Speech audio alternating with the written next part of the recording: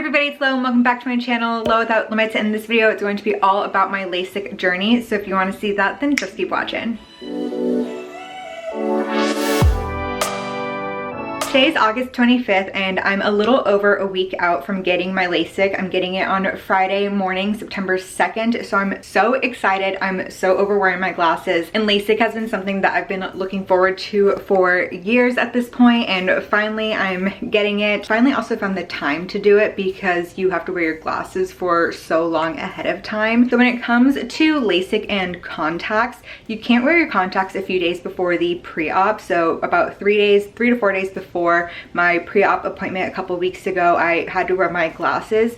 That way when they are looking at the health of your eyes, they're looking at it without it being apparently contacts, because they sit on your eye. It slightly changes the surface of your eye. So by leaving it off, then your eyes can just stay how they are, because it does change how your eyes look. And during my pre-op, they said that I have thick corneas, which is good because that is what they peel back to do the Lasik. So as long as they're thick and healthy, then they can do the surgery. If not, then you're just not a good candidate for Lasik. And then apparently my optic nerves are also symmetrical in my eyes, which according to the doctor is another really good thing because it just makes the surgery and the recovery so much easier for me. So really excited that I'm good to go. It seemed to have, besides being super blind, healthy eyes. And during my pre-op, I also picked up like my care kit. Starting tomorrow, Friday the 26th, which is exactly a week before my surgery, I have to start taking some lubricating drops. And I'm also going to start putting a warm compress, just a warm towel on my eyes, and that warmth will actually help your eyes secrete more moisture. That way my eyes can be well lubricated,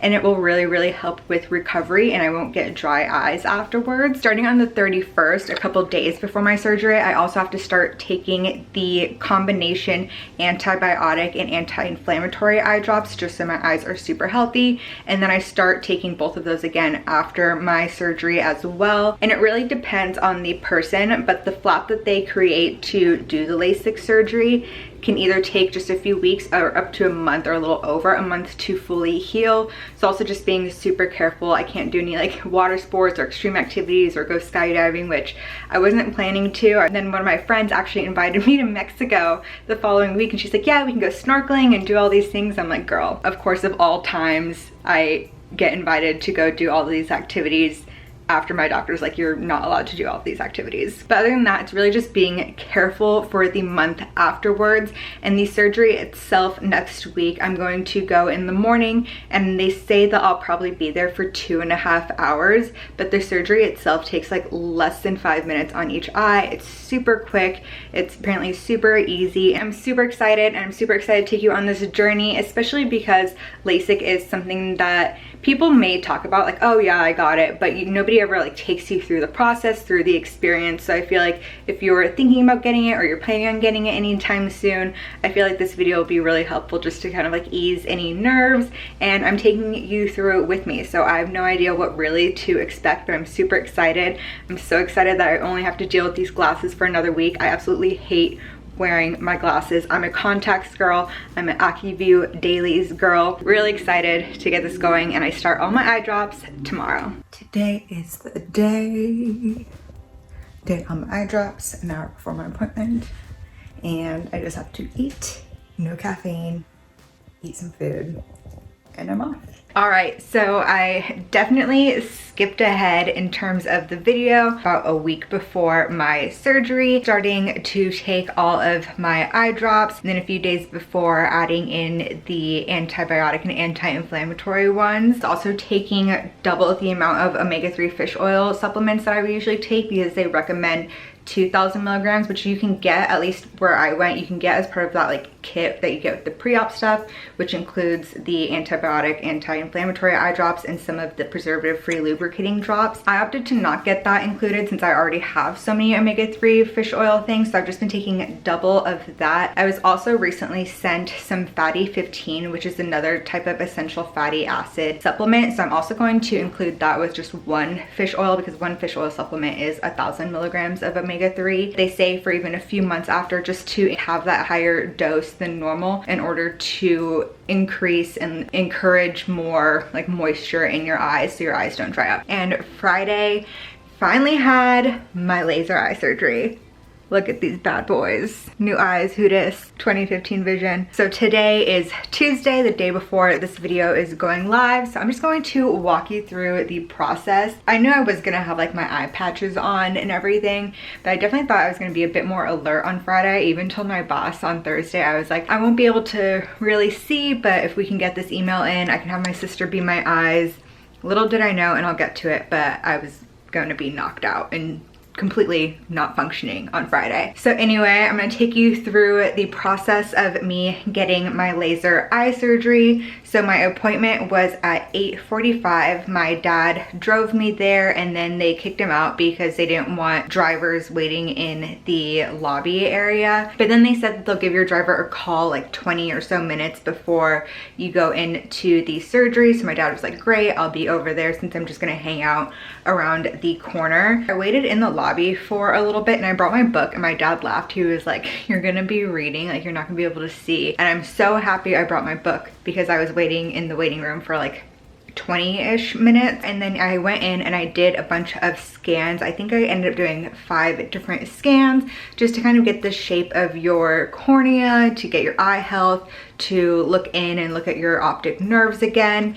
And during a lot of these scans, that's when it gets the topography of your eye. So they do all these different scans.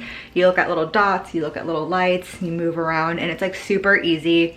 None of them are the ones where they're like blowing the air into your eye, but it's a lot of similar stuff that if you just go to the optometrist, it's like pretty much the same thing. All of that maybe takes like 10 minutes, and from there the computer gathers all of the data from my eyes. It gathers the topography of my eyes. That way they can put it into the system so the laser itself can do the procedure. And then I went into an actual room where an optometrist came in and she just checked my vision. So with that, she said that my vision stayed perfectly the same, which was good. And I asked if some people, like from the pre-op to the actual surgery day, if their vision tends to change. And she says yes, that sometimes that's noticed if the person hasn't like not worn their contacts long enough. Like if the person has only not worn their contacts for 4 days before, or even like a couple days before, like their vision might have some changes from changing from contacts to glasses. And she's like, and that's how we know who didn't follow the rules exactly, because their vision's gonna have some change. So she's like, I can tell that you were good, and it's also really good to know that like your vision isn't subject to minor fluctuations even within just a few weeks, because that means that the longevity of your LASIK will last even longer since your eyes are already a bit more stable. So after being looked at again and just having my eyes looked at with the little light by the optometrist, and then a nurse came in where she kind of talked about the procedure itself and post-op care, and kind of went through all of the post-op stuff that they already emailed to me beforehand, but it was just kind of like going through and making sure that I understand everything that's going to happen afterwards. A few things that the nurse told me about and that I may be experiencing after the surgery, which is another reason why they put on the goggles on your eyes and basically just make you pass out afterwards. That way you avoid touching them, is afterwards having the sensation of like you cut an onion and it's your eyes are just watering so much it burns, like that burn uncomfortable feeling to where you just like want to rub them. So she said that I might experience that. And then she also said that I might experience a trash sensation, which I like didn't understand what she meant. And she clarified that like the trash feeling of like there's trash in your eyes, there's junk in your eyes, you have a fuzz or like something poking in your eye that you just want to rub and get out. Like if you've ever had an eyelash in your eye and you're like want to rub it out, she's like, you'll feel that sensation of like there's something in your eye. She's like, that's also something that like might like come and goes, like that feeling of something in your eye even after that first day of recovery. But just to make sure that you don't rub it, don't touch it, and then just add the lubricating drops if necessary. But for that first day, really feeling that onion burning tears as well as the trash sensation. And that another reason why they basically knock you out is because she said that your eyelids act like band-aids because they do have so much moisture. So by having your eyes closed all day and just sleeping all day, then all of that is just a natural band-aid to help your flap heal, because that first 24 hours is when it's the most fragile in a sense, and that having that first 24 hours of just letting it heal and not being touched and just being hidden behind your eyelids is really important for it to heal properly. And then to make sure that you are relaxed for the procedure, I got a 0.5 milligram of Xanax, except I did not feel this Xanax. So the reason that they give it to you is so you're relaxed and you're not like jolting around or moving at all during the actual procedure. That way your eyes can be stable, your head can be stable, and it can be done perfectly well. In the day of instructions, it said to not drink coffee, and I now understand that that's because coffee will energize you, and then Xanax is supposed to bring you down, and if you have both, then it's not really gonna do too much. And I made the mistake of taking my Ritalin that I take for narcolepsy in the morning, because in my head I was like, I want to take it because I'm supposed to be there for a couple of hours. I didn't realize that I was going to be knocked out afterwards. So in my head I was like, I'll take it because I don't want to be asleep on the operating table and my eyes behind my head, because you can't do laser eye surgery with your eyes rolled backwards. So to me it made sense to take my Ritalin, and then afterwards when I was sitting on the operating table just so tense and not moving, but just the whole time thinking, when is this Xanax going to kick in? And my mom was like, well, maybe you shouldn't have taken your Ritalin because one's an upper, one's a downer, and nothing happened. But even before all of that, another nurse came in because I was going to get the Concerta version of Lasik, which is just a different type of laser and is supposedly really good for people with bad astigmatism and bad night vision. So that's what I paid for when I first got in, and a nurse came in and said, and she was really frantic, which kind of weirded me out, but she's like, we're gonna refund that additional $600 to your card, you're not gonna do the Concerta. So I was like, why not though? That's what I want. And she tried explaining to me that my scans didn't allow for it, but she was like, if it makes you feel any better, I'll let the surgeon come in and he can explain it to you. And that did make me feel better, because I was like, she kind of had just this energy to where I was like, what is happening to my eyes? She was like, it's not gonna be safe for you. So then I was kind of like, is this just not a good idea? So then finally he came in and he was like, doesn't mean that it's a lesser LASIK eye surgery that you're getting, you're still getting the same quality, but based on the topography, the hills and valleys of your cornea, which again is what makes your vision less than 20/20, is because of these hills and valleys that you have to struggle to see through. He's like, when we got all of that data from the scans that you did earlier this morning and we put it into the system, it wasn't allowing it. He's like, we tried again and it wasn't allowing it. It's saying that it wouldn't be best for your eyes and to just do the regular LASIK eye surgery. And he was like, and again, it's not like you're getting a lesser value. It's not like your vision's not gonna be as good. If anything, it's gonna be better for your eyes to not do this additional procedure because of the way that your corneas just are. You're still gonna have good vision. It's still gonna be worth it. Him explaining it to me in a much calmer voice, I was like, cool, totally get it. He went into the surgery room. My dad was there, and for this, they have the room and they have a glass wall. So whoever the driver is, whoever wants to see, can sit outside on the chairs and watch the whole procedure. But there's also a camera where the laser itself is, so you can see the whole eye. So my dad recorded it. He was like, do you want me to film this for your YouTube? And I was like, we're on the same wavelength, Dad. So he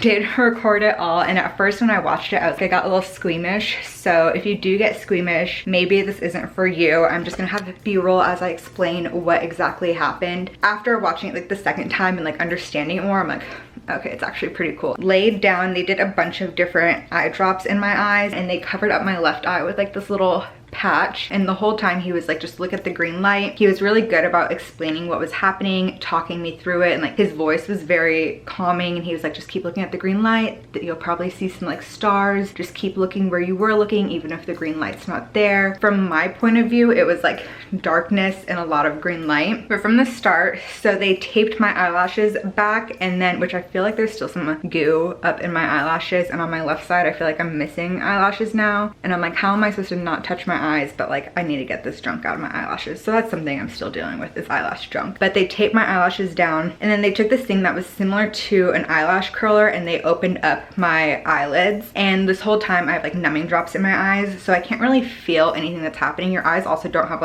feeling nerves at all. So they put this other thing over it that felt like a suction cup that went around my eye, and I felt just pressure, just somebody pushing on my eye a little bit. And when they removed that, everything looked a little funky and blurry. That machine itself cut the circle, the slice that will become the flap.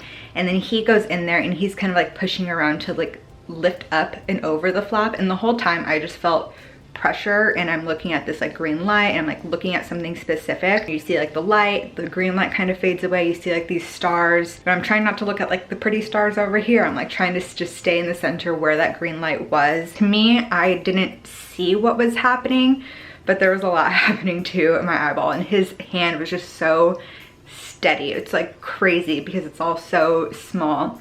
So he makes the flap and lifts it up, and at this point the laser system, that machine, comes over, and I'm still looking at this light. I'm keeping my eye super steady. It's reading my eye, and because it has all of my eye information into the system, like programmed into it, I smell almost like a burning hair smell, and to me I was like, oh, something's definitely happening right here. Try not to move, just stay still. And like the whole time I was just like, look at this light, stay still, don't move a muscle. So the laser happens, I see the red light, the green light, and then what I don't really see, but what you see right on camera right here, is this like flash of white, and that's the end of the procedure. Like start to finish, both eyes were about 15 minutes. My cornea is perfectly smooth now, and then he puts on this like lubricating like glue almost, and he gently puts the flap back down. And before he lifted up the flap, they added these like little ink circles in a way, that way they can line it up perfectly again. And then that was it. They take out the clamp that's holding my eyelids open, and then they switch the little eye patch over to my right eye. And at this point, he told me beforehand that when he says like close both eyes, or like close your eyes, he means both. If he says open your eyes, he means both. So it was easy to do when he was working on my right eye because I still had like a lot of feeling in my left eye. But when he covered up my right eye after it was done, that's when he was like, okay, have your eyes closed, like while we're resetting for your second eye. And then when he told me to open them, I couldn't tell if my right eye was open or not. So I kind of started like freaking out. Like I wasn't sure if it was opening, but he even said, he was like, if you're not sure if it's open, just like leave it exactly how it is, however you sense it, and then with your left eye just be sure that you're looking at this green light. And he did the whole thing over again. So put my eyelashes up, clamped open my eyelids, and then they put on that thing on the left side. I feel like they pushed in the part that makes the circle in really hard, like it felt like it was going into my cranium. And then at that point I just have both of my eyes closed. Like once they take it out, they tell me to keep my eyes closed, and then they walk me out to the hallway where my dad's sitting, and they put on these like bug goggles. That way I wouldn't touch my eyes until the post-op the next day. And then they also had me put on my solar shields. And by this point they gave me a second 0.5 milligram of Xanax as well as a sleeping pill, because I only live like 15 minutes away. I slept for 6 hours, and then they send you home with a second sleeping pill. So like once you wake up after those 6 hours, eat, use the restroom, do what you need to do, take the second one. But then I woke up at midnight, so I was like super sore just from being in bed for like 12 hours.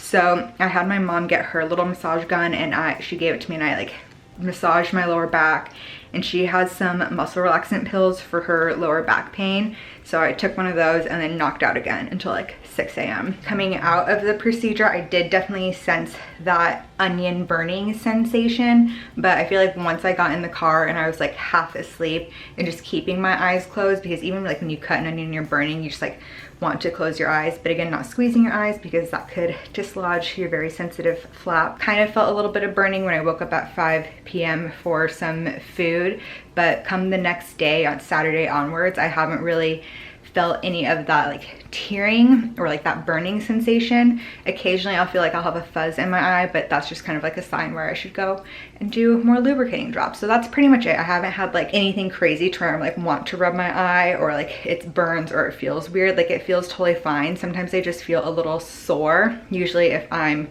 in the light for too long or I haven't put these on for a while. It almost just feels like when you're staring at a screen all day and like the tops of your eyes start to feel a little sore. That's the only sensation that I've really felt since then, but I know it's because like I haven't put my Balenciagas on. On Saturday, I felt like I was struggling to open up my eyeballs. My dad was like, are you okay? Like, can you see? But I realized it's because of the stickiness that was stuck in my eyelashes from having them tape up my eyelashes, that like my eyelashes were just stuck tight. Once I like managed to open up, then I was like, oh, I can see. And then I went to my post-op. They looked at my eyes. They said the flap's looking good so far. And then I did a vision test, and I have 20/15 vision, which is better than 20/20. And the reason why you often get 20/15 after laser eye surgery is because even people that have 20/20 like may have some like hills and valleys on their cornea, but it's just like not bad enough to where they can't see 20/20. But for this, because your eyes are getting like perfectly smooth, that's why you end up with better than 20/20 vision. So it was a little muggy at first, and like it was kind of like muggy on Sunday as well, but he's like, so you have a muggy 20/15, but like it's 20/15. And then on Sunday I went to brunch with Austin, and we were sitting like outside like patio area, but I could see outside across the street and read the address of the building across the street, which was like pretty far, and I was just like, that's so cool. And then starting on Saturday, I also just take my antibiotic / anti-inflammatory eye drops 4 times a day, a drop in each eye, and I do that until this upcoming Friday, so a full 7 days of that, as well as the preservative-free lubricating drops. And those I take at least 4 times a day, a drop in each eye, but I can do it as much as I want. And the reason it's preservative-free ones is that way you can do it more than 4 times without your eyes getting all funky. So I've been doing that like pretty often, just because I was like, I'd rather be like over lubricated than under lubricated, especially like with the sun and just like looking at screens. I just like staying on top of that.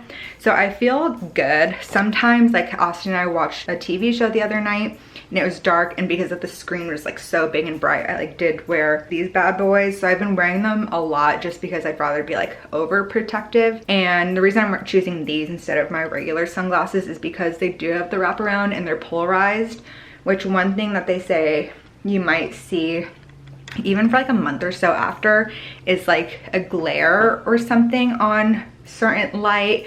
So this, because they're polarized, kind of like helps negate that glare. So in terms of aftercare, it's just a lot of like not doing things that will strain your eyes. For this first week, no eye makeup or anything where I'm rubbing my eyes. Really no like rubbing or like bumping my eyes for a couple of months just to protect them, which was hard. Like the first night I like woke up and like at like 4 a.m. and like rubbed my eyeball, and I was just like, no. And then the other night, the first night back at my apartment, I realized that Austin will stretch his arms over the night, and maybe he got used to it because I wasn't here for a few days and he had the whole bed to himself, but he elbowed me pretty close to my right eye 2 times. I woke up in the middle of the night. I was just like, dude, let's not elbow my eyeballs. Elbow anywhere else except for my eyeballs, please. You're also not supposed to get like sweat in your eyes for the first week, and I did go to the gym yesterday because I wanted to work out, and they said that you can work out after 1 to 2 days as long as you don't get sweat in your eyes, and you're also not supposed to get like water in your eyes at all. So like taking a shower, no water in your eye, but not getting a sweat in my eye during the hottest weekend in LA. So hot in the gym, wearing my solar shields because of all of the lights in the gym. It was very, very difficult to do. And then even just like in the sun when I'm not going to wear these, just to always have sunglasses on just to protect it. And especially like these first few months are super crucial to make sure that they can last for decades to come. But there you have it. That is my journey of getting LASIK eye surgery. So if you like this video, be sure to give it a thumbs up. Comment down below if you have any questions and what else you want to see here on my channel. And while you're there, be sure to subscribe. I upload a new video every Wednesday. So until the next one, thanks for watching.